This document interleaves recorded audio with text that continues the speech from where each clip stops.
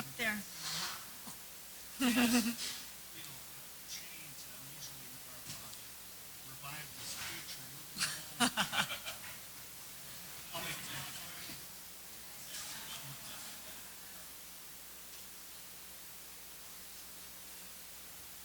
to start?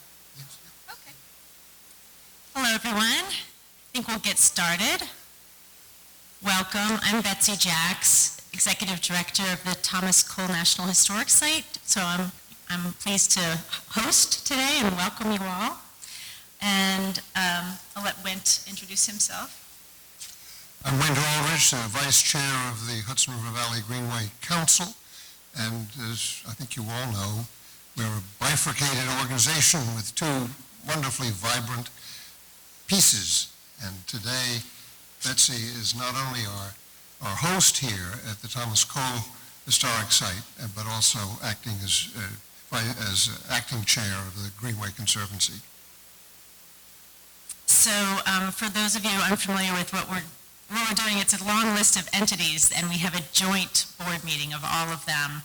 The Hudson River Valley Greenway, which is the umbrella organization, the Communities Council, a state entity, the Greenway Conservancy for the Hudson River Valley, the Greenway Heritage Conservancy, which is the nonprofit organization, and then, of course, the Maurice Henchy Hudson River Valley National Heritage Area, which is the federal designation for this area. So it's a mouthful, but we have all the board meetings together, and that's what we're doing today. So we have the tradition of going around the room and introducing everyone who's here. And so why don't we start at the end of this table, and we'll go around that way. So start down there. Mary McNamara, Ulster County Council member. Susan Lanfried, designee for the Secretary of State. We're going to have a switch now. I'm Jane Daniels. I'm with the Greenway Conservancy. Sean Hammond, Deputy Chief of Staff for the Central Indian County. Good morning, I'm Jane Bachman, Greenway Conservancy Treasurer. Stefan Yarabek, Greenway Conservancy, and Mo Hinchy, National Heritage Area member from Saugerties. Bill Prattinger, I'm a ring around this panel. I'm from the New York State Andy Kitzman, I'm with the Hudson River Valley Greenway. Sarah Olson, Greenway Conservancy Secretary. Natasha Lowe, Vice President of the Village of Catskill and also Chair of Parks and Recreation for the Village of Catskill. Linda Cooper, I'm Regional Director in the Taconic Region for State Parks and the Joint Delegate representing our Commissioner Pro Tempore, Randy Simons. Morning, Nicol Natarajan, the Deputy Regional Director for State DOT Region 8 here in the Hudson Valley. Tom Wormuth, I'm Director of the Hudson River Valley Institute at Marist, and I'm not sure if I'm a member of the Conservancy yet or by the end of the meeting today.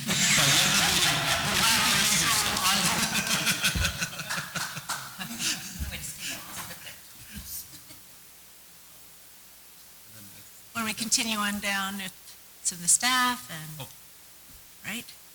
So Ryan Feeney, I'm here on behalf of Assemblyman Chris Ekus. I went into the wrong building, sorry about that. Beth Campucciaro with the Greenway staff. Dan Jensen, Greenway staff.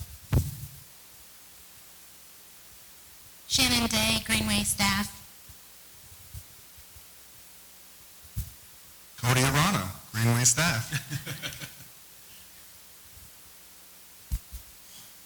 Okay, got everybody? Everybody who wants to be, online, correct. Yes, so, gosh, I guess I'll have to call the names out. Is the screen All right, I'll do this and then I can be heard and seen. Okay, so why don't we start with the ones I can see there. We have Angela. Good morning, Angela Henry, Duchess Rep for the Conservancy. Oh, excuse me, for the Commission. All right. Okay. The Council. Thank you. Kitty? Hi there, Kitty Brown, Greenway Conservancy Board member. Great. Let's see. Linda? Linda, there's several Lindas. Go ahead. Linda Malavi with Empire State Development, representing Commissioner Hope Knight. Okay, Kevin, are you able to? Yes, hi, this is Kevin Burke. I'm chair of the Greenway Conservancy and very grateful to Betsy for stepping in to my shoes today. Thank you so much, Betsy. A pleasure. Jennifer? Good morning. I'm Jennifer Qualquist, the Executive Director of Basketball House and Gardens, and thrilled to represent Putnam County on the Conservancy. Thank you. All right. Vincent? Hi, Vincent Altier for Rockland County Executive Ed Day on the council. Cindy? Hi, Cindy Lanzetta. I'm on the Conservancy Board. All right, and then we have on the next row down, let's see, there's Mark. Mark McGlynn of ODS, representing Commissioner Moya. And Margaretta? Hi, it's Meg Dickney. I'm chair of the Greenway Communities Council, and I'm laid up in bed after foot surgery, which is why you're not seeing a video right now. But thanks so much to Wink for filling in for me, and thanks to you, Betsy. Hi, Meg. All right, we did Kitty already. Let's see, Jean Williams. Hi, good morning. This is Jeannie Williams. I'm glad I'm not there with you. I have the worst cold of my life. But I represent Saratoga County on the Conservancy Board. Is there anyone that we've missed?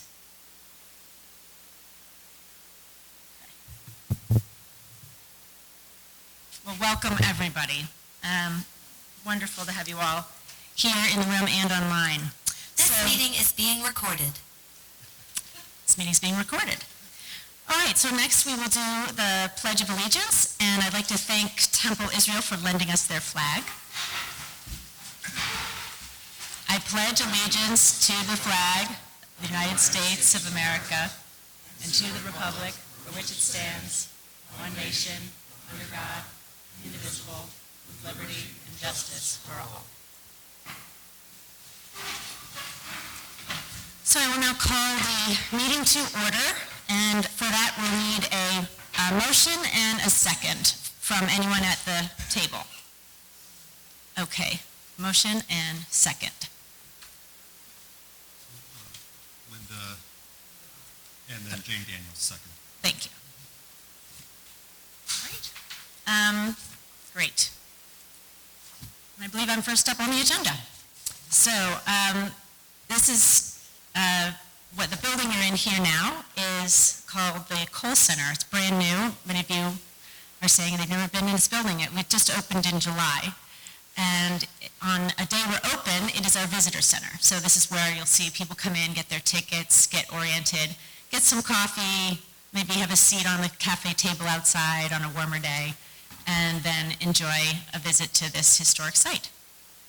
So I thought maybe I'd give a little background about what this site is and why it is a National Historic Site.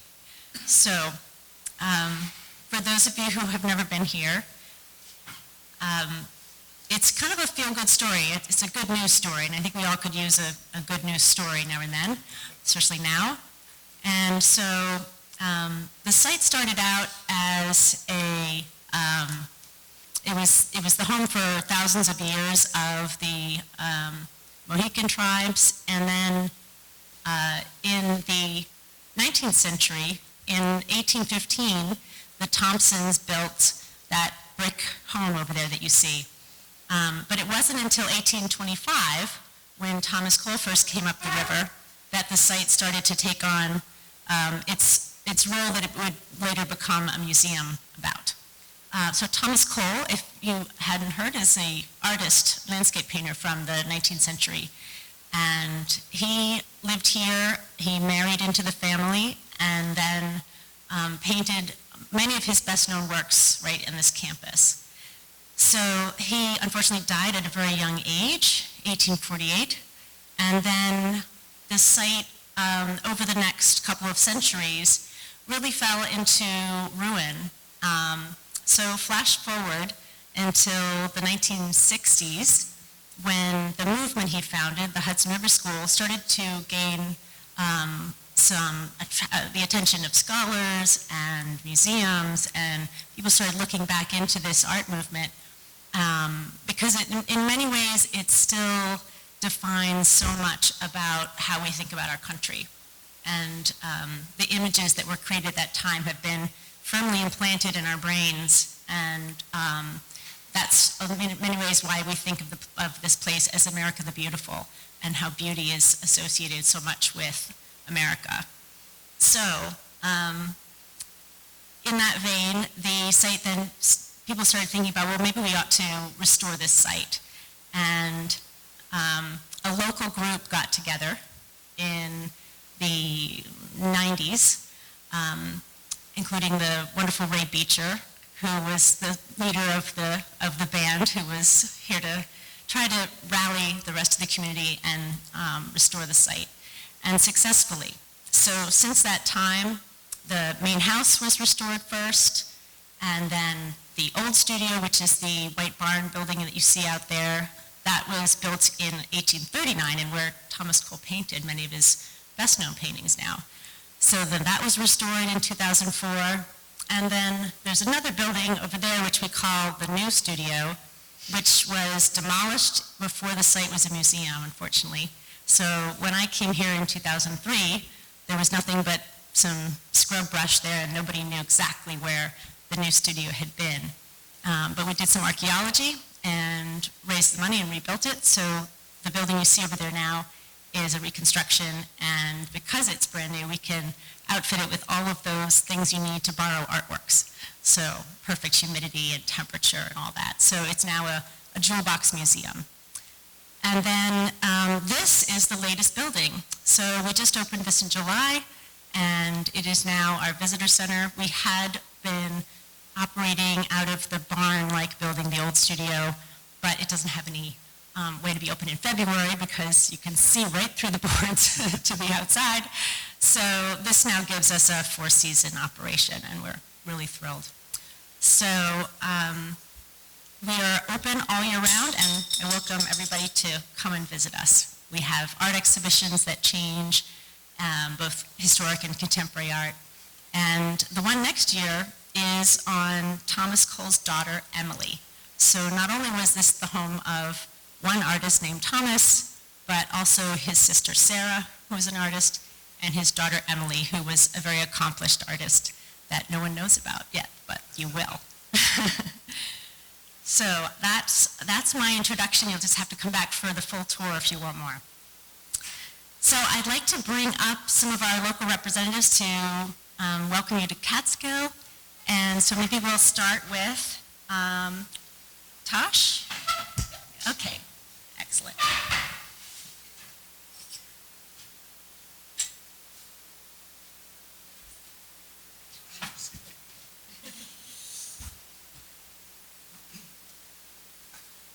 Good morning, everyone. Unfortunately, Patrick couldn't make it today, being like a small town. He's also our DPW supervisor, and we have some things happening, so he told me to send his apologies, and hopefully he can make the next meeting. I do want to welcome all of you to our beautiful village and this meeting here at the historic Thomas Cole site to see the new Thomas Cole Center that just recently opened. The Thomas Cole site is a tremendous asset here in the village as it drives economic development by attracting visitors and enthusiasts with local artists. We're thrilled to have you join us here today, and there is so much happening here for everyone to see. We are holding a winter solstice on Saturday, December 21st from 5 to 8 p.m., and it's going to be a huge celebration with music, dancers, stilt walkers. We're going to have fire pits to light the night down Main Street.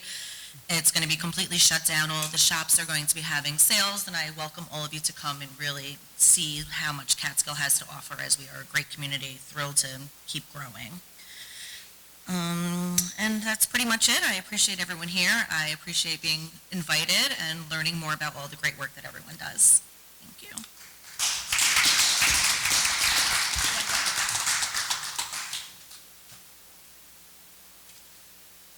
Thank you very much for that introduction to Catskill. I might just add to what Betsy said about Cole. We're surrounded by these fantastic reproductions of some of his great paintings. But in addition to being a great artist and very early on a admired and revered by Americans for what he did with a paintbrush. He was what I would call a proto-environmentalist. He was really angry at people in this country who did not value and recognize, as he did, how remarkable our untrammeled environment, and wilderness environment particularly, should be in everyone's view. And he's famously railed against a proposal to build a railroad up the Catskill Creek Valley here toward the Mohawk Valley. And he said, the copper-hearted barbarians are building a railroad up our little valley, and they should be stopped. And they weren't really stopped. They were stopped by failure to finance it. But that was very early on for an American to say, maybe some of this development is all wrong. And that's a segue into the next speaker, who is going to tell us what Americans did about protecting and promoting and enjoying the natural environment in the park system. Bill Krattinger has worked for over 20 years for the State Historic Preservation Office. He has a master's degree in architectural history. He's particularly attached to the best of 19th century architecture, and the best is really found here in the Hudson Valley. And he was asked by the agency a year and a half or 2 years ago to put together a presentation that would celebrate the centennial of the New York State Park System, which dates from 1924. Although we had been in the business of state parks going back to the Niagara Reservation in the mid-1880s. But enough of that. Bill has a wonderful talk. He's going to, I think, tell us just about the park system in the Hudson Valley, but it's well worth hearing. Bill Krattinger.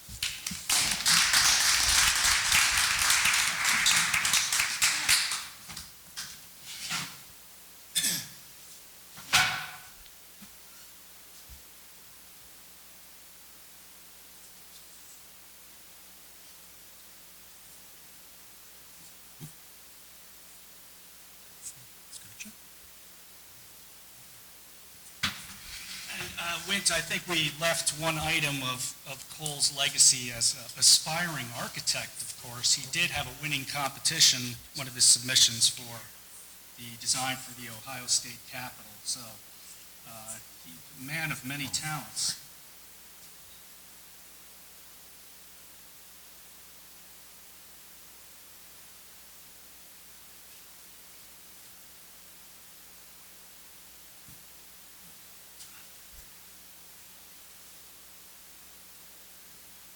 While we're waiting, I want to point out I see some familiar faces here. Sarah Olson. My career in the cultural resource business began with the National Park Service in the 1990s. I worked with the Roosevelt sites in Hyde Park and then later at Muir Farm. So it's good to see you, Sarah. Wint, I'm going to give you a shout out. I just want to say I've been at the Division for Historic Preservation for almost 25 years. And we have no greater champion of both our programs and our people as we do in Wint Aldrich. I think that. In my current role, I see Linda Cooper, the Taconic region. We're going to check in with the Taconic region during our talk here. This is going to be in blitz form. This is going to be, you blink and you miss it. We're going to move somewhat rapidly through the material. I just wanted to match up the park regions, which are an overlay with the Greenway area. And you see we have the two older venerable regions, the Palisades region, of course, our earliest, the Taconic State Park region, born of our 20 state park plan, and two somewhat Johnny-come-latelys, New York City, the extension of the state park system into New York City in the 60s was a sort of seminal moment, as well as the reinvention of what was first the Capital District region into the Saratoga Capital District region. So two earlies and two later. And as I looked at this map, I was ashamed to say, as a resident of Washington County who lives near the Vermont border, I saw my own town of Jackson omitted. So you can let me know what I can do to advance that agenda. Palisades, really where the state park system cut its teeth, we could say. It's where really a conservationist impulse was sort of the genesis of the region, in that the trap rock quarrying, obviously in the Palisades, was becoming disruptive. It was destroying the scenery. And it was really, it's somewhat odd in that it was really New Yorkers looking across the river and complaining about what was happening in New Jersey that sort of drove this initial effort to procure land and save it really from the mining industry. The issue is once the land was established as parkland, both in Jersey and in New York, people suddenly wanted to come. And there wasn't really a plan for that yet. So it's where the pivot really to recreation occurs within our state park system. It's where so many of our sort of seminal programs were established: group camps, nature trails, nature museums, park architecture. It is really where our ideas sort of first gained footing in terms of what would happen in the 20s with a unified state park plan. The region is incredibly significant in the history of our system as well as the state park movement itself. When we get to the 1920s, when New York State adopts a state park plan in 1924, there's upwards of 30 states that don't even have a state park. So New York State is really pretty far ahead of the curve. We have pretty remarkable figures like William Welch, who is shown there in the pencil drawing with a bear at Bear Mountain at the inn, of course, who is a nationally recognized figure in state park design and the importance of state parks as well as national parks. So as Wint and I were discussing, there are incredible figures in our state park story, seminal figures who contributed not only at the state level, but also at the national level to this idea, the growing dialogue about what is a state park, what is its place. People knew what a national park was, people knew what a city park was, but a state park was a relatively new concept. I love the picture, the governor out on an outing at the park. I see William Welch, J. Duprat White, and some of the other big figures in the Palisades. What we celebrate this year is the acceptance of a plan that was first developed in 1922, in essence, a state park plan for New York State by the New York State Association. This is really the brainchild of Robert Moses. Moses is, a sort of he's a figure that we are working to continually try to reconcile. He is the mastermind, let there be no doubt, of a state park plan for New York State. He is the mastermind behind the assembly of all these great properties that become a park system on Long Island and a parkway system linking it. And he is, I sometimes compare, he's sort of a reformer gone bad in some ways, right? He is brilliant. He is well-credentialed. He has gone to the best universities here and abroad. And he really is part of the reform movement of the 1920s in New York State government, but he becomes he learns about power and how to assemble power and ultimately how to wield power. So that's our issue sometimes with Moses, is he builds a fiefdom of sorts within New York State government. He becomes unassailable almost, as we'll find out. But it's really Al Smith who puts his political clout behind the idea of state parks. Al Smith couldn't be any more different. He's a man of the streets. He's worked at the Fulton Fish Market. When he's asked, what university did you go to, he says the FFM, Fulton Fish Market. He is really from the mean streets of East New York. This is a real sort of salt-of-the-earth guy. He sees parks as a winning issue, and he's the one who really empowers Moses. So the 24 plan, it does a few things, but it creates a state council of parks, of which Moses is chair for almost 38 years, which in 27 becomes part of the division of parks within a newly formed conservation department, which it will stay until the separation of DEC and state parks later, Rockefeller period. And what the plan did, there were properties, the state had acquired properties. Our earliest property is actually Washington's headquarters in Newburgh, 1850. The state got into the business of cultural resources. This property had become endangered for a lot of people, It was a revered property. It brought us back to Washington's encampment at the cantonment, the final years of the Revolution. The house was going downward, so it's interesting that really our first property is actually a historic site and not a park, so to speak. What the plan did is it looked at all these existing resources, it tried to break the state into regions, and it tried to figure out where the population centers were and how to get people to these areas, and some of these areas languished. All the regions didn't come on at once. So it sort of was an evolving story for a number of decades. And one of the most important things that the council did, the State Council of Parks, was sort of the clearinghouse for parks projects. The regions, the various regions, would work through the State Council to have their plans promoted, to get the funding to develop their region. So basically design parameters were created. A park should be this many acres. It should be in a rural area. It should be accessible to people. These rules were followed really until the late 60s, when suddenly we said, we're going to put parks in New York City, which in 24 would have seemed crazy to people. That's part of the evolution of the system.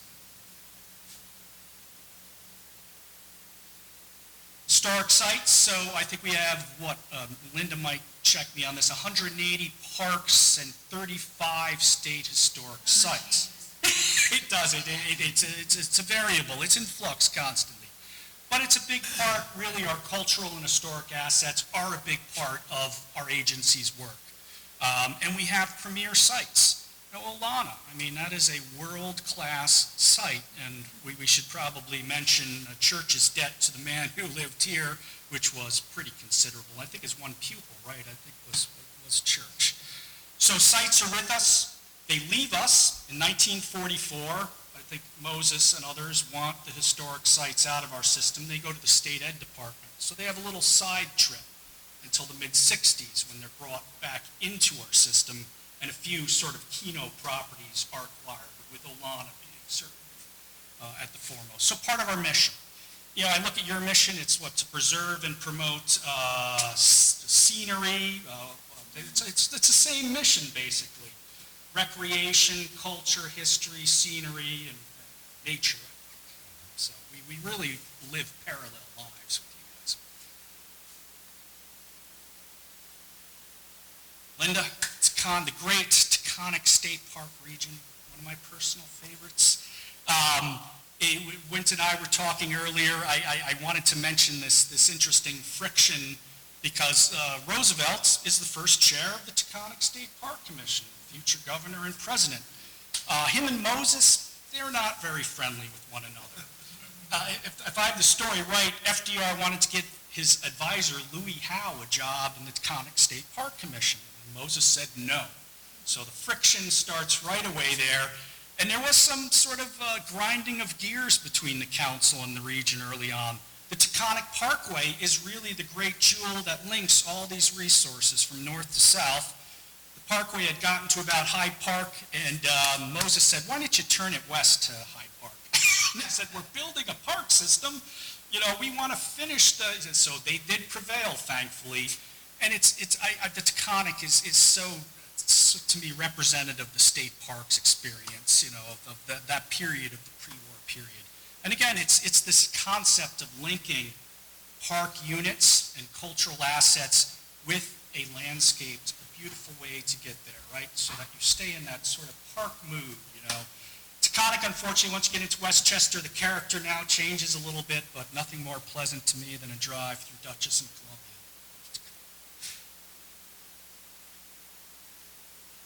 What really pushed our agenda ahead is the work of the Civilian Conservation Corps in the 1930s. Where we differed from a lot of states is once the CCC is established and the state park stuff is being run through the National Park Service, they wanted to see plans, right? They wanted to know what you were going to build, what was it going to look like, where were you going to put it. We were very much ahead of the ballgame. New York was ready because of that unified state park plan. We had plans, we didn't have resources. So what the CCC does, as well as, you know, WPA and PWA, some of these other, you know, various New Deal programs, they give us the money, They give us the labor. They give us what we need to sort of push the agenda forward during the Depression. You know, parks like Lake Taconic, Fawnstock, so many of the parks in the region that you oversee and overlap with, really some of the great resources in those places, as well as the infrastructure, the roads, you know, the piping, the electricity is work done by the CCC. So really, we have a very sort of strong association in New York with the effort of these camps. It starts to wane by the late 30s. Enrollment starts to drop basically by the time of the war. It's more or less disbanded. But the work from the mid to later 30s was really incredibly important to the development of the system. Post-war period, the parks have languished. In the 50s, there's work to sort of get it back up to critical mass. But really, the next big period is what we call the Rockefeller period. Of course, if the Rockefellers aren't the first family of American conservation, and, you know, I don't know who is. This is a family that is steeped in the importance of conservation, of scenic places, and obviously had the philanthropic power to do something about it. You know, in 1924, when the state park plan was adopted, these two gentlemen, our future governor Nelson Rockefeller and his close brother Lawrence, were out west in the Tetons with their father, meeting with members of the National Park Service. So parks are very much in their DNA. This is a big period. One of the big sweeping changes, of course, is Moses finally runs into an immovable object in the form of Nelson Rockefeller.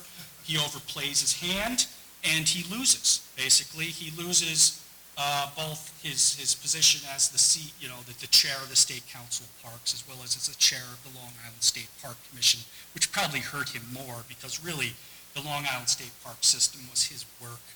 And really tirelessly scanning the island for any piece of land that could be used for parks. And as you look at an aerial of Suffolk County today, you see the importance of those open spaces because everywhere else it's just density.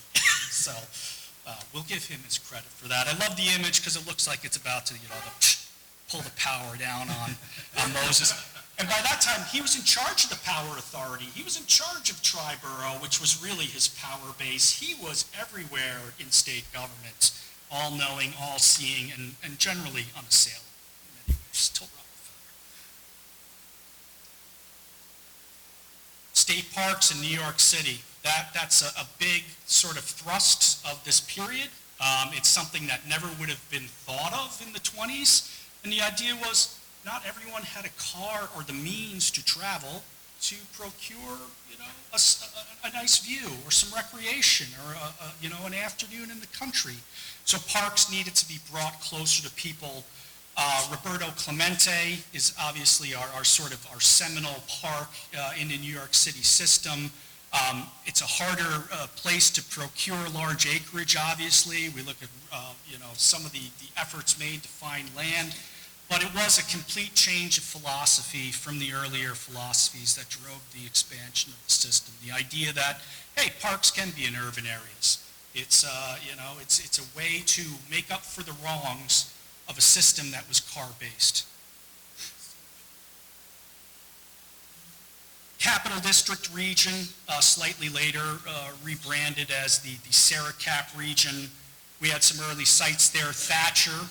Thatcher State Park, which was more of one of these so-called reservations, really for conservation purposes. It's only in the post-war period, the 50s, it started to be developed for recreational purposes more, increasingly roads, more infrastructure. And of course, Saratoga.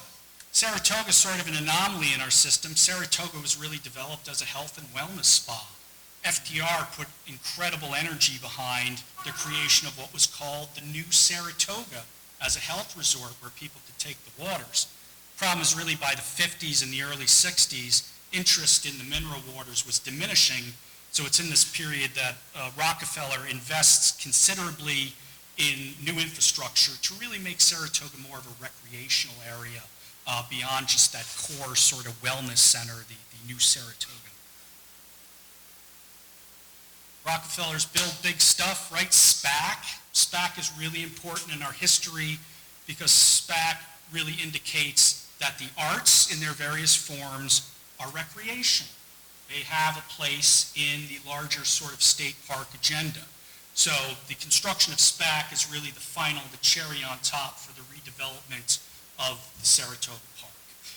An important moment, and it then inspires other parks like Art Park out in Lewiston, out in western New York, which is entirely devoted really to the arts in their various forms. So it's sort of the first step towards the expansion of this idea of, what is recreation? And of course, facilities such as the North Pool at Rockland Lake State Park, facilities built for 10,000 people, these are big buildings. These are really big builds. And they're basically, increasing the infrastructure. At that time, it's still an increasing demand. It's tailed back, but they were still building for the demand that was really compounding year and decade after decade. And finally, one of the big moments in the Rockefeller period is it's the reinvention of the agency, right? The State Council of Parks is going to become advisory. The park regions themselves are no longer really going to be calling the shots. The power is going to be vested in Albany in a commissioner, which is the system we adhere to now. We still have the regions. We still have, the State Council as an advisory body, but really it was sort of the centralization of power of parks in Albany, and of course the end of Lawrence Rockefeller's term as State Council chairman. And, Moses did cry nepotism about Lawrence Rockefeller, but he was an incredibly experienced conservationist. He had really, proven himself in this field for a long time, and he'd been on the Palisades Interstate Park Commission since 1939, so he calls that this was purely nepotism or not accurate. A lot of what's going on now. There's a lot of reinvention. There's a lot of reassessment. We look at Phillips Manor Hall as a great example of this work of what we call our whole history, the initiative to round out our interpretation, how we disseminate information about historical places and figures. There was a time you'd go to Phillips Manor Hall and all you'd learn about is the family, right? And their wealth, how they created their wealth, and their great Georgian house. Now we tell the whole story. Who was the support network? Who were the Native American people? Who were the enslaved people? How did life look on a day-to-day basis here? And part of this has required new construction, elevator tower on the back, to make sure, again, accessibility is a big issue in parks, how to get people to these places, make sure people don't feel excluded from them. And new opportunities, in the Rockefeller period, they said, wow, it's all the land is vanishing. We need to get it now while we can, wherever it is. If it's near water, we need to grab it, right? Because there's not a lot left.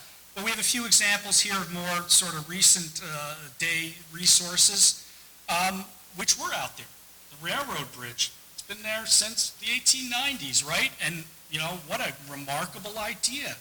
I don't know what is the visitation at Walkway over the Hudson? It's incredible. So it just shows there's an asset right under our noses that we've provided public access to, and it's been incredibly popular. And Sojourner Truth State Park near Kingston, which is really this incredible post-industrial landscape. It is, really somewhat gritty, it's gritty. And I hope we continue to show some of that because it shows, an industrial piece of property that went through 300 years of extractive industry and sort of, industrial and commercialism. And now it's reverting back to nature. But we need to tell sort of the story of where it came from. And that's it. I told you it was going to be a blitz. Like I say, the park story is an incredible story. We left out huge chunks of it, but I think you know a lot of this history. I think you know a lot of these places, how special they are, and obviously they are part of the mission which we take on today.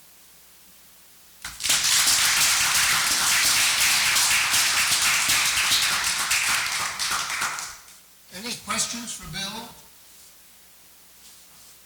Bill, it's true, and you suggested it earlier to me, you're something of a fundamentalist preacher.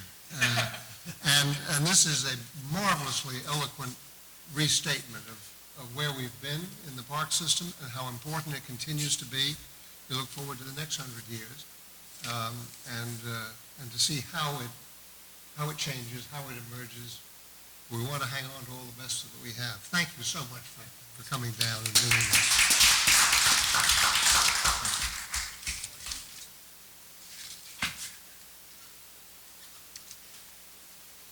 We, as you know from the agenda, we are today saying goodbye to a longtime member of the Conservancy.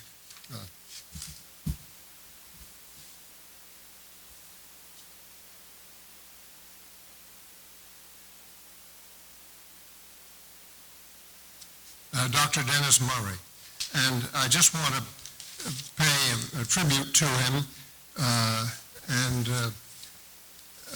because he has been so important to the Hudson Valley for so long. Dr. Dennis Murray, as the transformative president of Marist College for some 40 years and a leading figure in the cultural and economic life of the Valley, has served for decades on the board of the Greenway Conservancy, to which he was appointed by the council, and has been particularly helpful in bringing into being the Hudson River Valley Institute at Marist and sponsoring its publication of the acclaimed semi-annual Hudson River Valley Review. And this extraordinary publication, in fact, started at Bard College a long time ago and then moved to Marist along with the Institute, is a real treasure in terms of being well read in the heritage of the valley. And so he was a great supporter of the review. Our former chair, Brian McHenry, always highlighted the Institute as being our academic arm. And Dr. Murray was delighted to encourage his faculty members, Tom Wormuth, who you'll meet again shortly, and Dr. Jim Johnson, both serving in positions of Institute leadership, to cultivate mutually beneficial relations with our programs here at the Greenway, which they gladly did. In his resignation from the Greenway Conservancy Board, we honor Dr. Dennis Murray for his creative leadership in the Valley and his support of the Greenway. This is memorialized in the formal proclamation attached to the agenda which you've received. Going to that agenda, does anyone here have any additions that you would like to see discussed or raised at this meeting today? You've had a chance to look at that. We've got a pretty full agenda, but we're happy to add if anyone sees something. In any event, there's an opportunity for discussion at the end, new business. Hearing none, I'll call for a motion to approve the minutes of the October 9th, 2024 joint meeting of the Hudson River Valley Greenway Communities Council, Greenway Conservancy for the Hudson River Valley, and the Greenway Heritage Conservancy. Do I hear a motion to approve those minutes? Okay, thank you, Bob. Second? Second from Betsy. And all in favor?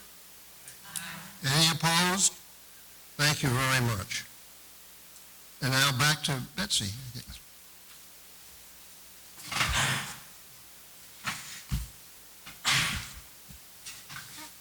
Thank you, Wint. All right, so now I will call to order the meeting of the Greenway Conservancy for the Hudson River Valley. And for that, I will then turn it over. Do we need a motion to call the meeting to order? I don't think so. Okay, then I will turn it right over to Andy. Thank you. It is my pleasure to start by announcing our Conservancy Trails grants. We have 2 grants this year. Speak into the microphone, too. We have 2 grants for our December meeting. And just to note that we just met in October, so it's a very tight turnaround for our applicants in this particular time frame. But $40,950 have been awarded for trail development projects. The first is to the town of Hurley for a kiosk replacement of the Hurley Rail Trail for $3,450. And is anyone from Hurley here today? Would you like to say anything? Yes, my name is Ralph Durham. I'm on the committee of the Hurley Rail Trail, which is basically where the O&W Rail Trail Coalition begins and ends all the way down through Ellenville, with OSI now wanting to take it even further to Port Jervis. There's a lot of activity and development going on in this particular region. But I just want to say thank you very much. Things like this will continue. They certainly will. Congratulations, and congratulations on a good project. So, good. The second grant, $37,500 awarded to the town of Tuxedo for the Ramapo Riverwalk project. So is anyone here from the town of Tuxedo? Don't believe there was, but congratulations to the town of Tuxedo. We congratulate them. As I noted at our meeting last time, our grant funding was doubled this past year by the state. And that's not because of the great work that we at the Greenway do, it's because of our grantees and the projects that you guys complete. That's really the key there. The other piece of this that I wanted to note was that we have excellent grant managers here. Beth Campochiaro back there in the red, and just behind her in the pink shirt, Dan Jeanson, are our project managers for our Trails grants and our Conservancy grants, and I just want to thank both of them. I'm up here presenting these. This is the 1% that I get to do of what it takes, the other 99%, to get these projects off the ground. So congratulations to all of our awardees and to Beth and Dan for your hard work and your hard work to come on these grants. We stay involved. So thank you.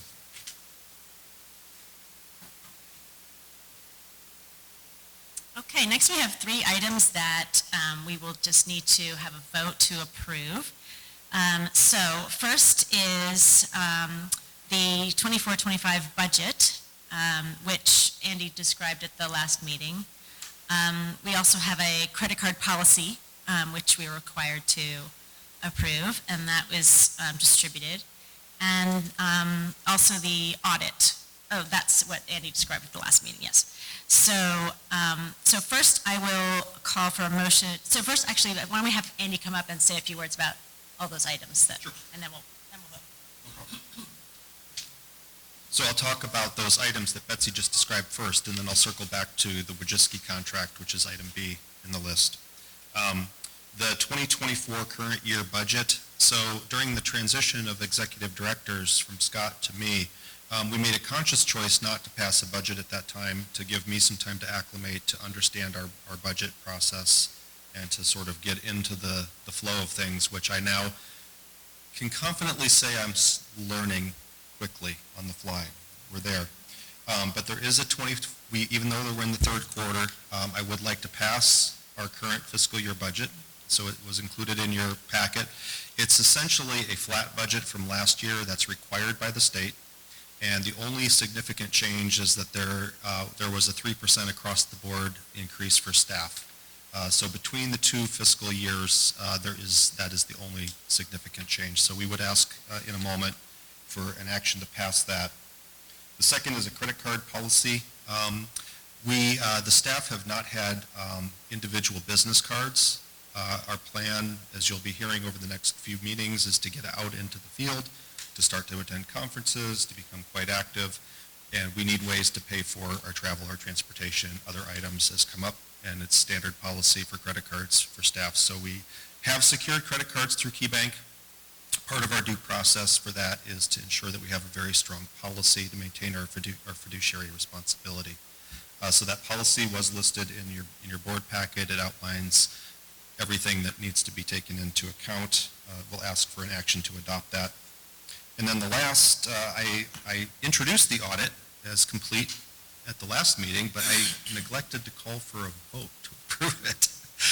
So in my second meeting here, now that I continue to learn, we will also ask for a motion to accept the audit. We need to do this a couple ways. The budget is it's a joint call between both the council and the Conservancy, so I think we should start with that. and then we can go from there. Yes, please. Yeah, I'll include that with the front. Yep. Yeah, thank you. Okay. All right, so first, we're going to have a vote to approve the budget. So that is a joint, so anybody on those two groups could, so a motion here from, and second from Sarah. Okay. Any opposed? Okay, so carried. Great. And then the second, then we will combine the trail grants and the credit card policy and the audit. Okay. And so then I will call for a motion on that. Jane? And second, Sarah? All in favor? Aye. Any opposed? Okay, so carried. Great. And then we have another piece of business, okay. Oh, okay, yes. So now Annie will take us through the Wojcicki Company accounting. All right. So I think as everybody,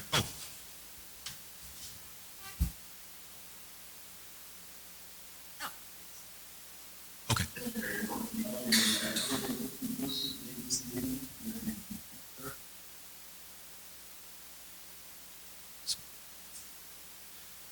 Who was that was just speaking? Oh, Kitty Brown. So Kitty, if you could please repeat the question. Okay, well, I'm not sure that you recorded a vote for the first motion, and I don't know if you need the online Conservancy members in order to get a quorum. So I'm not sure if you are, if you need online Conservancy members to vote on these motions, but if you do, we're here and ready. Very good. And yes, we do need those votes. Okay, well, I vote yes on the two motions that we've previously had before us. Very good. Are there any nays from the video conference? Any abstentions from the video? Any further discussion?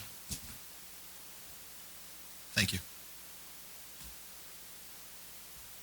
Okay, so those pass. Thank you for doing that. So the one thing I wanted to note here,